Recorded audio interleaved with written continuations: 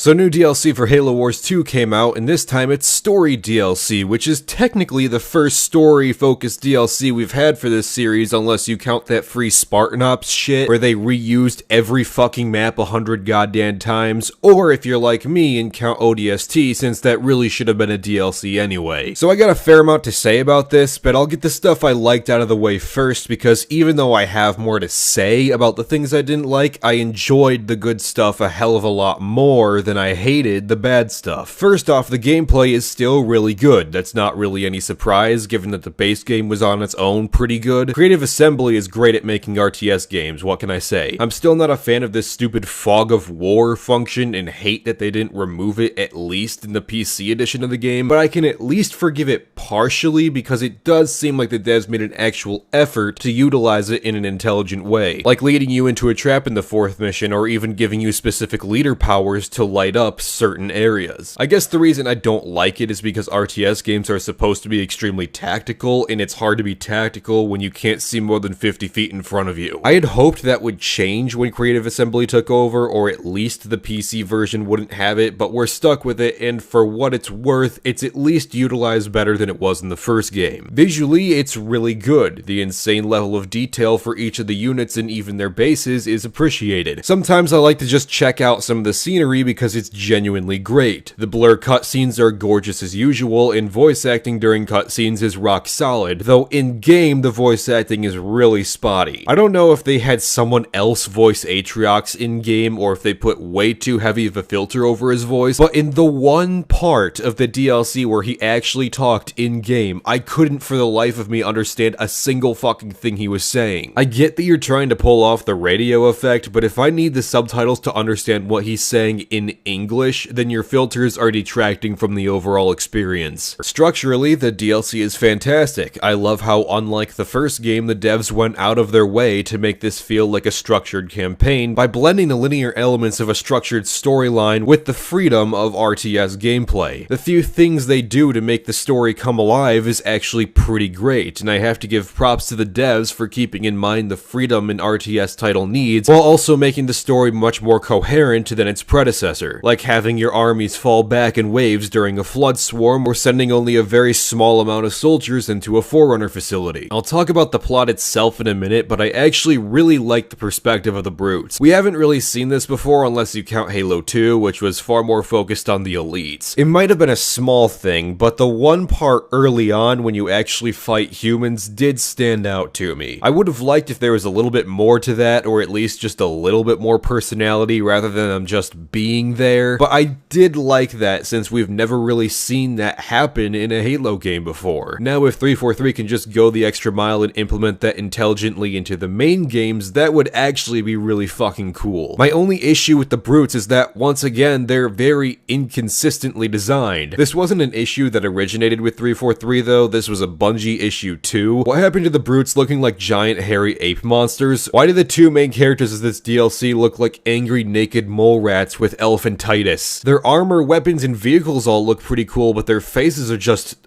off, which is weird because Atriox actually looks like a brute and he looks really cool. You know, you don't have to shave their heads to differentiate them, right? The environments are gorgeous and the effects are very well done given the limitations of the fog of war effect. The only hitch I noticed was that in Mission 3 there was a good amount of frame rate drops. I went from around 70 to 80 frames to around 45 to 50. Nothing unplayable, mind you, but the large amount of enemies, the multiple things happening on the map all at once, and the fact that the whole map starts shaking early on in the mission did cause significant drops. It was more of an annoyance than anything, and it didn't really hurt my ability to play the game, but it is there. There was also a few times where the command prompts just wouldn't work at all, like I'd tell my leader unit to use his special ability and he wouldn't do it, or I'd tell my army to move up and they just stay there, or I'd try to build something and the build menu wouldn't pop up. Usually just pausing the game for a few seconds and clicking resume would fix the issue, and it didn't happen nearly enough for it to be a huge problem, but at least on PC the bug is there, so maybe someone could get on that and fix it. Also, I don't know if anyone else is having this same problem, but it seems like every ever since I installed the DLC, my game has been taking way fucking longer to load than usual. Not load in between missions, but the starting menu just takes fucking forever. I have a pretty fucking good PC, so I don't understand why all of a sudden this is taking so much longer than it was prior to the DLC's install. Also, I don't know if there's new music made specifically for this DLC, or if it's just the same from the base game, but if it's new, I actually really like it. If it's old, then I guess it must have been better utilized in this DLC than it was in the base game, because I noticed it a lot more here. As it stands, I have played the base game at least 3 times, and I can't recall a single track, but here I can remember at least a few of them. Overall, it's a serviceable DLC. It's fun, it looks good, it plays good, small things that help with the narrative are pretty unique, especially in an RTS, and I appreciated that level of effort from the devs. Phoenix logs make a comeback, and that is also much appreciated. I'm glad that they're actually trying to stick with that idea. If you're planning on buying the DLC regardless of the rest of my opinions, then you can rest assured that it's fun enough to play it again, and in particular, the 4th mission is actually very surprisingly challenging and provokes legitimate thought when taking on those enemies. I think it might actually be one of my favorite RTS campaign missions ever. It was actually really surprisingly fun. But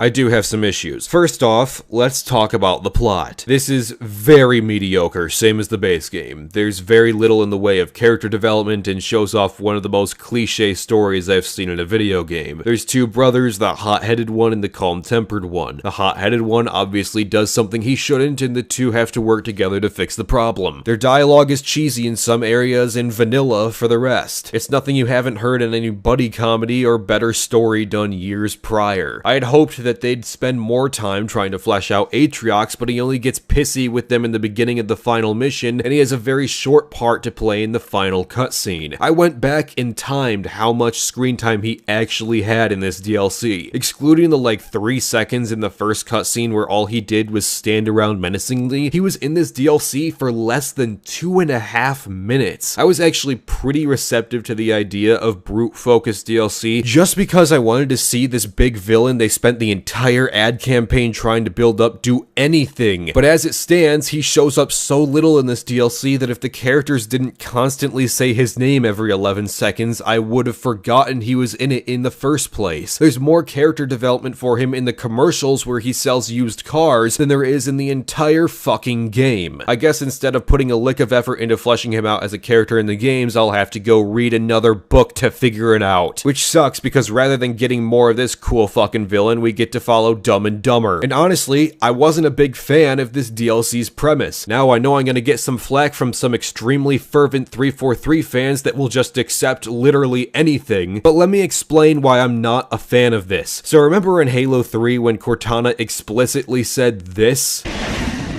Reactor, start a chain reaction. Destroy High Charity. Destroy High Charity. Destroy High Charity. Start a chain reaction. Destroy High Charity.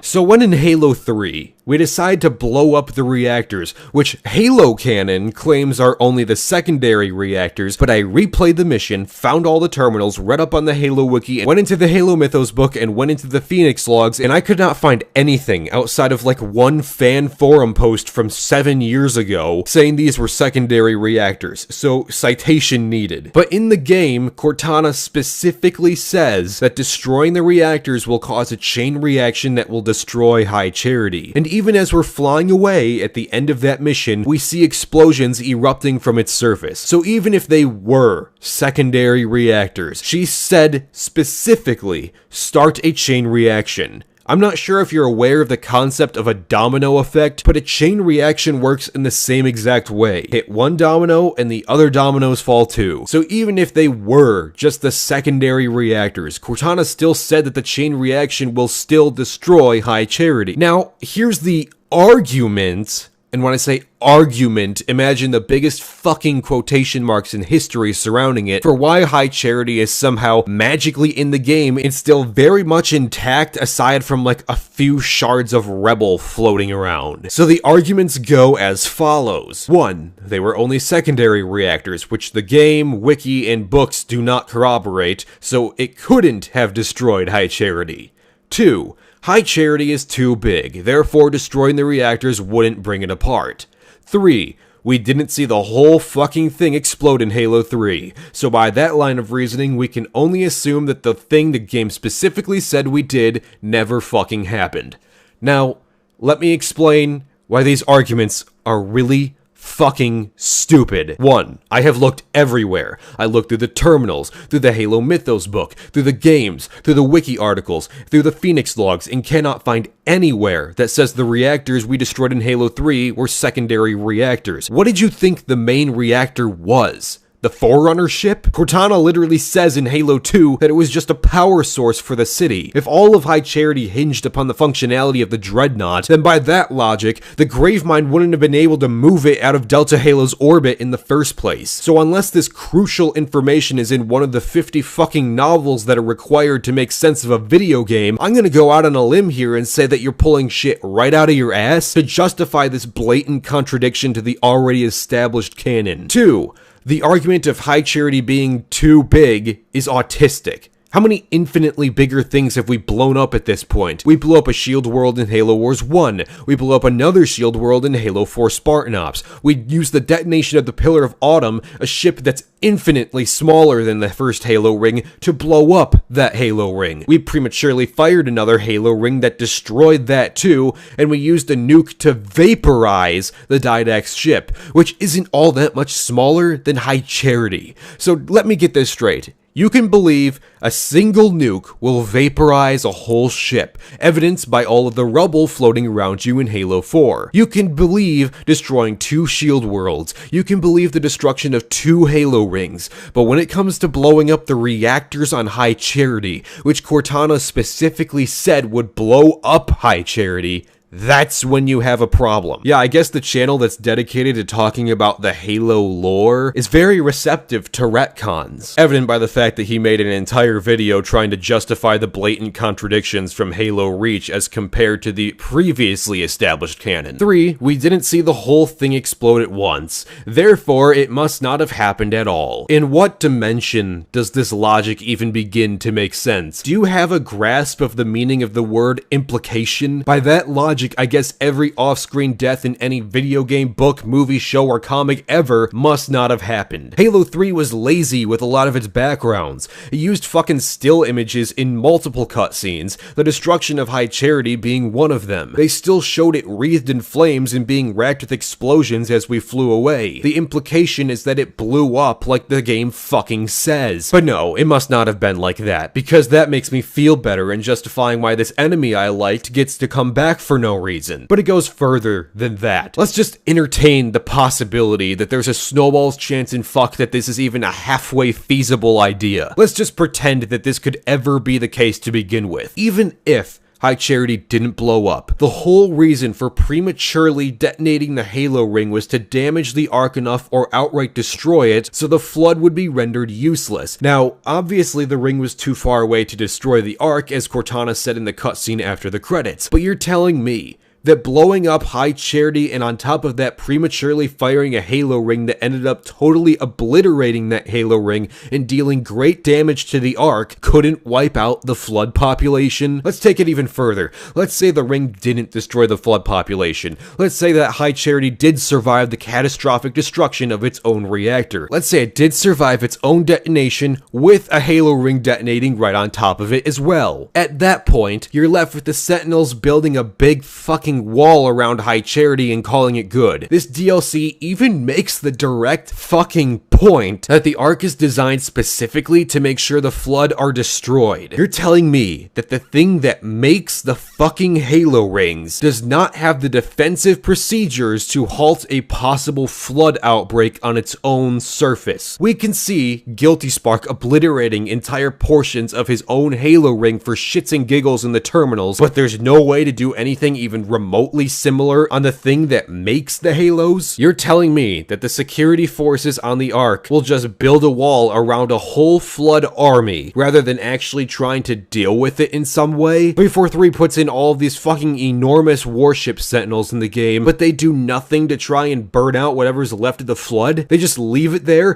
conveniently, so if anyone tries to get in, they can literally shoot their fucking way in. But wait, there is a justification for this, in the game no less. One of the Phoenix logs explains that they could destroy the Flood, but the monitor is conveniently offline. So instead of doing the halfway sensible thing and sending all forces to destroy the threat, they just build a wall around it and ignore it. Oh, well, that's wonderful. So wait, when the monitor isn't online, the failsafe for the most dangerous parasite in the known universe is to build a wall around it? The monitor is the most powerful and important asset on these installations. The one on Delta Halo getting captured by the Gravemind was catastrophic and left the whole ring to be quickly overrun by Flood. So why is it that on the biggest and most important Forerunner installation ever, the failsafe for a broken monitor is just to ignore the insane fucking problem and call it good? I would think that the failsafe protocol in such a disastrous event would be to focus all efforts across the entire installation on eliminating the threat, rather than building a big wall around it and allowing it to fester. No matter how much I try to justify this shit in my head, there is always some hole in the logic of how the Flood is even in the game in the first place. And then you have people saying, you should just be glad they brought the Flood back.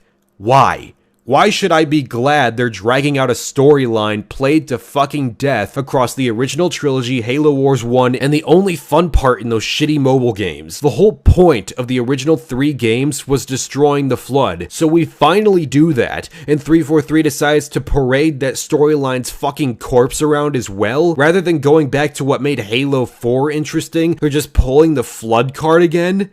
Why would I be excited to fight enemies from a storyline we sealed up 10 years ago? It's one thing to make a game mode where you fight them, I'm fine with that, but bringing them back into the narrative is evidence to me that 343 is out of ideas. They're so fucking terrified of doing anything with the narrative at this point that rather than going back to what made Halo 4's story so legitimately interesting and cool, they're backpedaling to a story that they should already be done with. This reeks of the Force Awakens syndrome. Ever since Halo 5, 343 has been slowly but surely putting things back into the games so fans can trick themselves into believing that they're getting better. Nostalgia doesn't make a game.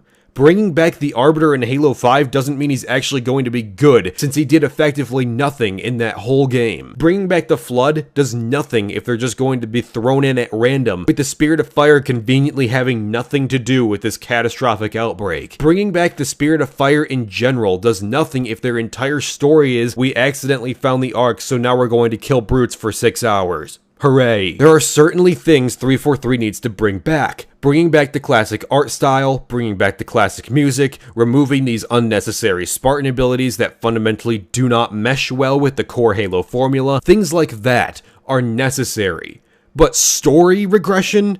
Ever since Halo 4 Spartan Ops, 343 keeps going back. People didn't like the half-assed Spartan Ops missions? Let's just make a whole entire comic series just to write it out of the game. People didn't like Cortana dying? Let's immediately bring her back. People wanted to see the Chief actually fight the Didact? Let's have him do it in a comic and supercompose him for like no fucking reason. People didn't like the shitty Skynet plot twist? Let's go back and resurrect the original trilogy storyline rather than bothering with anything we've set up thus far. Look, a risk wouldn't be called a risk if there was no chance of failure. Obviously, 343 took a huge risk with Halo 4, and that game was almost entirely a failure outside of its general storyline. They took a risk with Halo 5, and it succeeded in some areas but failed horribly in others. But what you cannot do is get so terrified of a risk that you'll huddle back in your hole and show everyone the Flood again and use that as the crutch to make your game slightly better. Bringing back the Flood makes me really nervous. I want them to go back to the Forerunner shit. I want them to explore the Didact and the things he was doing. I want them to make the Prometheans interesting. They're still not, but I don't think that's really a story thing. The Flood brought a whole change of pace, and the Prometheans are just kind of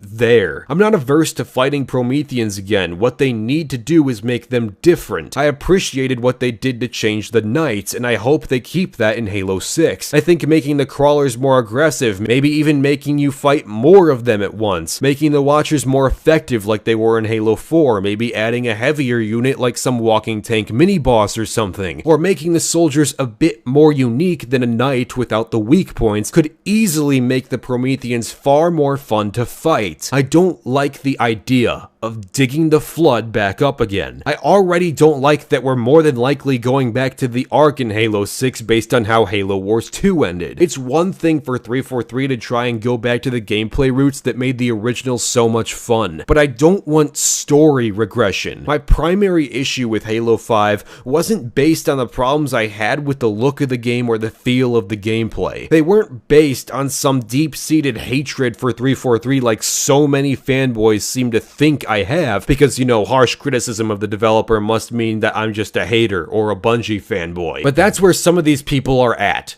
Harsh criticism equals senseless hater that sucks Bungie's dick. This DLC doesn't advance the story in any meaningful way. It feels like some sorry excuse to bring the flood back in the next game. It does nothing to flesh out the new villain. It does nothing to advance the conflict between the Banished and the Spirit of Fire. It's a redundant mess of reused ideas with a shaky, cliche narrative to support it. No, I'm not thankful that an overused enemy that we spent half the fucking series fighting and eventually destroying has been conveniently inserted back into the narrative. I don't have this fucking boner people seem to have for this old-ass enemy that was part of a storyline we finished 8 years ago. I'm not thankful that the writing is so painfully, inoffensively mediocre that Halo Wars 2 comes down to Spirit of Fire finds Brutes on the Ark and they kill each other for 6 hours. Or the DLC where Brutes find Flood in the Ark and they kill each other for a few more hours. We don't need simplistic storytelling. We want you to incorporate the shit like character development and important plot points in the fucking game. I'll give them credit for the Phoenix logs. I think that's a really good idea, and I think they really should keep them from here on out. But they shouldn't be a substitute for character development. Some log on Atriox means nothing to me if you're not even going to make an honest attempt to flesh him out. I can't name a single thing about his personality. He had a shitty job in the Covenant, and then he got pissy when they tried to kill him. So now he masquerades around the galaxy killing anything that defies him. All he did in this DLC was get pissed off when the dipshit brothers fuck up and unleash the flood, directly defying his orders. Wow, couldn't see that one coming. He's so generic and uninteresting. It sucks too because I genuinely wanted to like him. I wanted a good villain since they decided to just bullshit the didact out of the plot. But no, he's a brute and he's evil, so we gotta kill him.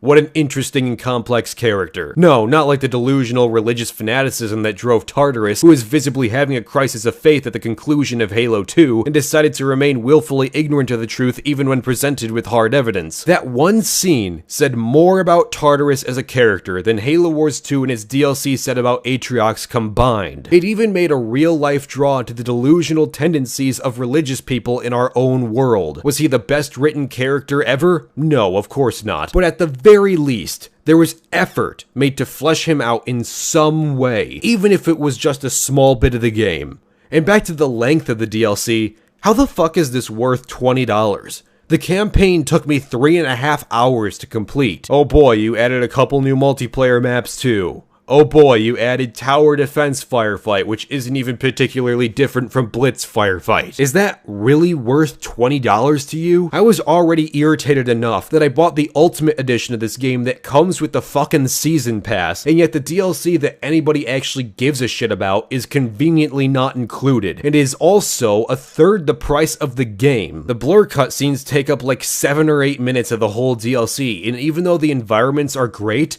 it still just reuses assets for everything outside of the flood units. I'm sorry, but if one guy can make Dust and Elysian Tale, a 30+ hour game completely hand-drawn by him, animated by him, coded by him, including a ton of collectibles and side missions, combo, character and weapon levels, a full loot system, and includes a genuinely great story, and I can get that whole game, which has more content than a lot of AAA games on the market for $20, and on top of that, it's made by one fucking guy whose only other assets were some voice actors, a couple audio editors, and game testers, while he did literally everything else, then you have no fucking excuse to sell this for a third of the price of the base game. Halo Wars 2 has infinitely more content than this DLC. This doesn't even come close to being worth $20. Yes, Keyboard Warrior, I know that Dust is a totally different game than Halo Wars 2. It's a totally different concept, a totally different genre, a totally different art style. But in regards to the price of the content, which already should have been included in the Season Pass or at least in the fucking Ultimate Edition, if I'm going to spend this much money on the DLC, then it should have at least as much content as an indie game pretty much entirely crafted by one guy. This is like a fifth of the content of the base game alone. It should at least be 1/3 of the content of the base game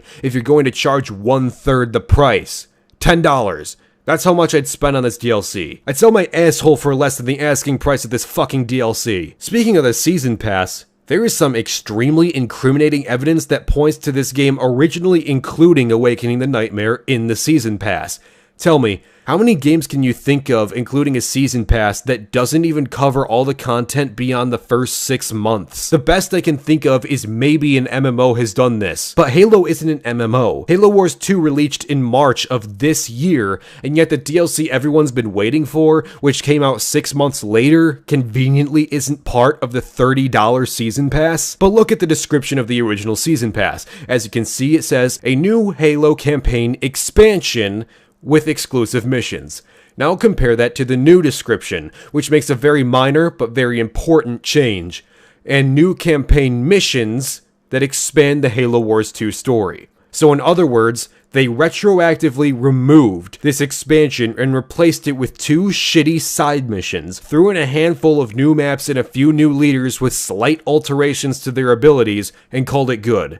For $30 fucking dollars. Then we get to spend an extra $20 for this.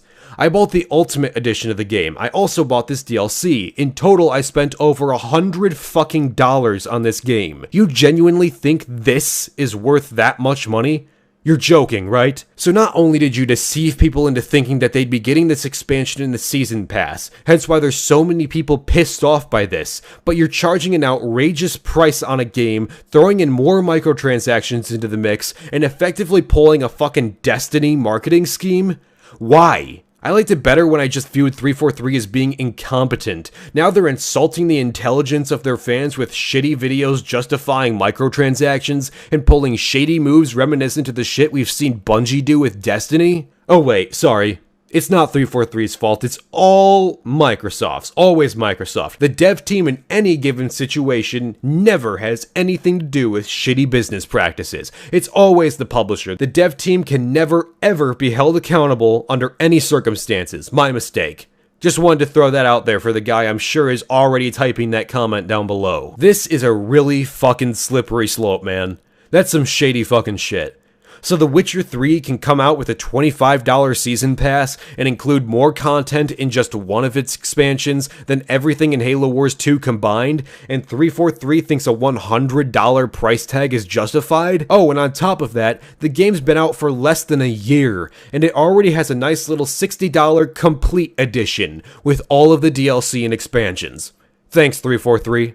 So glad I wasted $40 more on the game just to get fucked 6 months later. What a joke. Is this what gaming has become? Releasing season passes for half the price of the game, which at best includes maybe a fifth of the actual content from the base game, then conveniently excluding the biggest piece of that season pass to sell for more later after deceiving your fan base and leading them to believe they'd be getting that in the thing they paid for, and then 6 months later giving us a complete edition of the game? 343 finally makes a decision I like to release story DLC, real story DLC, not the shitty Spartan Ops mode that nobody liked, and they infest it with shitty marketing ploys to fuck the consumer.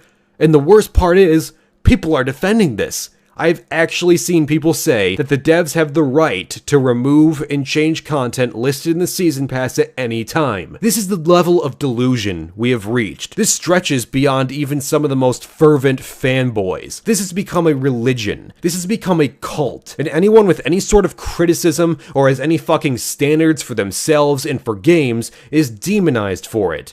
If you speak out against this shit in this community, you're blasted for it. How dare I have any kind of consistency in regards to the games I play and the business decisions that I like? I loved the original Halos, and every fucking time a new game comes out, I still give this company a chance. I still hope they'll impress me somehow. I have no fucking idea why, since I've never been happy with anything they've made. Halo 4 had a good plot, but everything else about it was garbage. Halo 5 had a good forge and decent multiplayer, but the gameplay didn't feel like Halo, the microtransactions were a joke, and the campaign sucked ass. MCC is still a broken mess 3 years later. Why do I keep doing this? Fuck if I know at this point. I gave Bungie a million fucking chances with Destiny and got fucked from every goddamn angle possible. I loved Middle-earth Shadow of Mordor, and even though I'm excited for the sequel, I'm immeasurably pissed at the shitty microtransactions, Gold Edition, and DLC bullshit present in that game. Is it this fucking hard for people to have consistency? Apparently it is, because this issue will never go away as long as people continue to defend these practices. We're going to continue to get more No Man's Skies,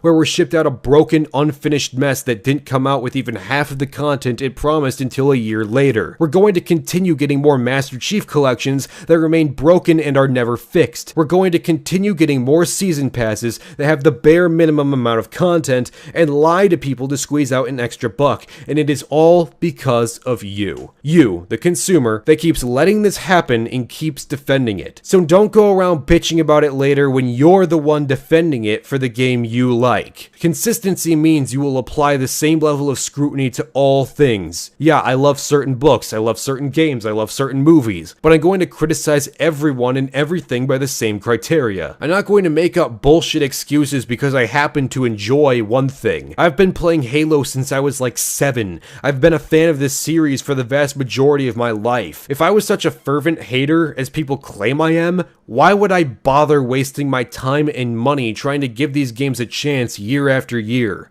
I love Halo. It's why I'm so harsh on it. I want the game to succeed. That's why I criticize its faults. I remember spending hours every day playing Halo. Now I play it maybe a few hours every couple weeks or so, if that. I bought my piece of shit Xbox One just for Halo. Nobody wants to see this game back on top than me. I'd love to see it in the first few rows on Twitch, rather than scrolling down several pages and finding that fucking Modern Warfare 2 has more viewers than Halo does.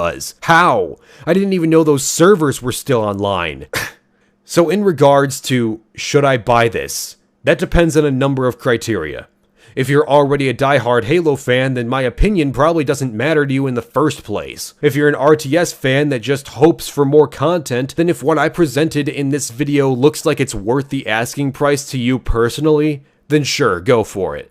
If you just wanted a fun DLC for a game that you already like, then yes, despite my misgivings for the narrative, this is really fucking fun to play. Again, just depends on how much you're willing to throw down on a several-hour story, a couple extra maps, and one very slightly altered game mode. But if you're like me and want a little bit more for $20 than some dull, cliche narrative spread across a few different maps, then trust me, just like with the rest of Halo Wars 2, you're not really missing much. This game already didn't feel like it took the Halo narrative anywhere. It's just killing the enemy team at best. It's a solid RTS, but nowhere near the best you can find, and certainly not the best by Creative Assembly at that. I've kind of drifted away from assigning number ratings to video games, and will likely start doing that for movies too, since I think numbers take away from the general nuance of what I have to say. So whatever you took away from this video, go for it. But before I go, I do want to address something that I've seen pretty much every time I've addressed anything Halo related at any point of time. I'm not the Act Man.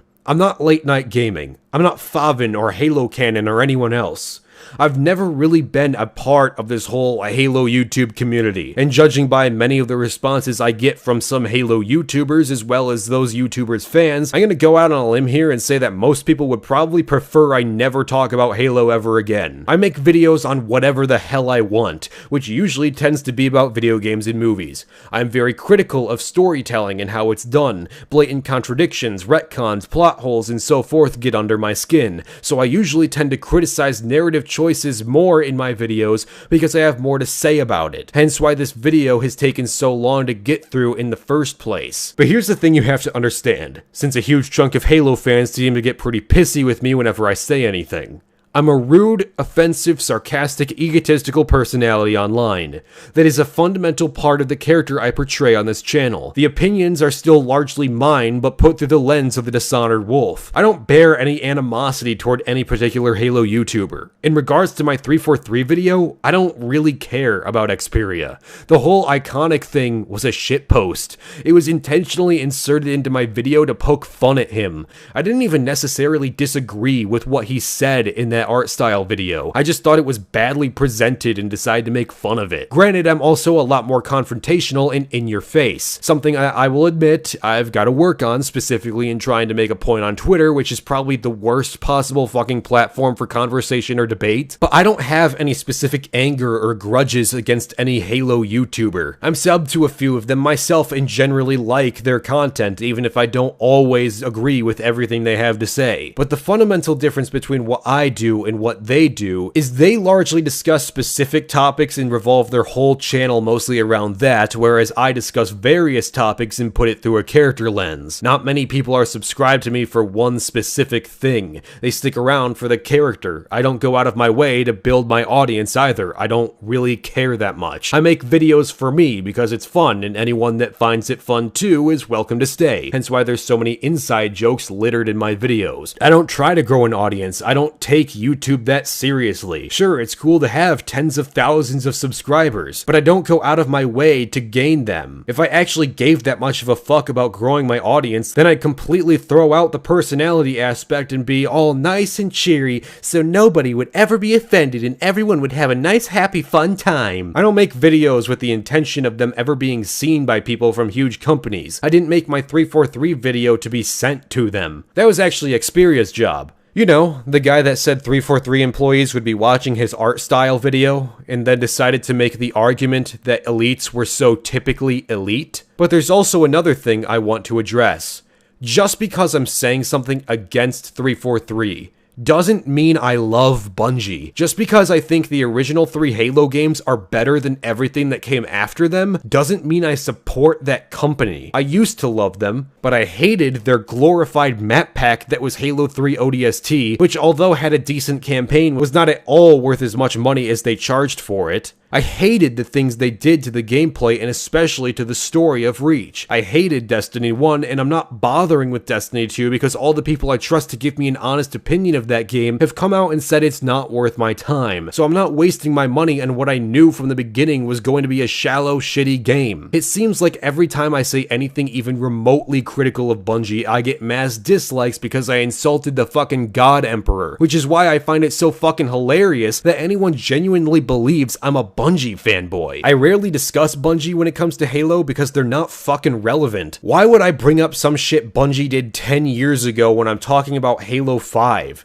They don't matter anymore. If I'm explaining why Halo 5 has glaring plot holes or why characters were badly written, I'm discussing Halo 5 objectively on its own based on the context of the writers and developers behind it. What the fuck does Bungie have to do with Halo 5?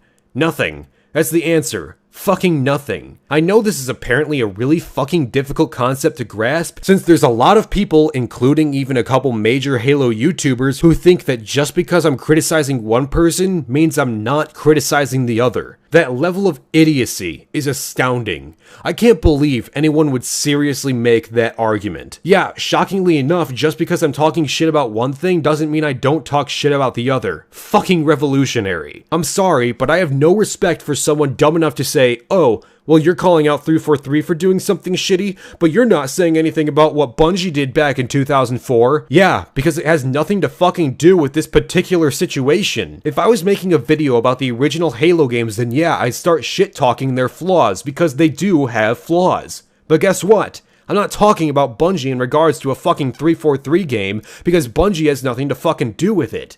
If you can't wrap your infinitesimally small mind around that simplistic goddamn concept, then please do not come back to my channel because you're clearly not mentally equipped for it. So before you type something retarded like, you only hate 343 because you're a Bungie fanboy, please try to act like you have even a basic understanding of nuance and context. Just because I didn't discuss Bungie in regards to a fucking creative assembly game doesn't mean I don't have criticism of Bungie in a million other ways, which I could make 50 videos on very very easily, but just don't give enough of a shit about that bastardized shell of a developer anymore. Anyway, this review has gone on long enough, so I'm gonna leave now. E621 is calling my name, and holy fuck do I want to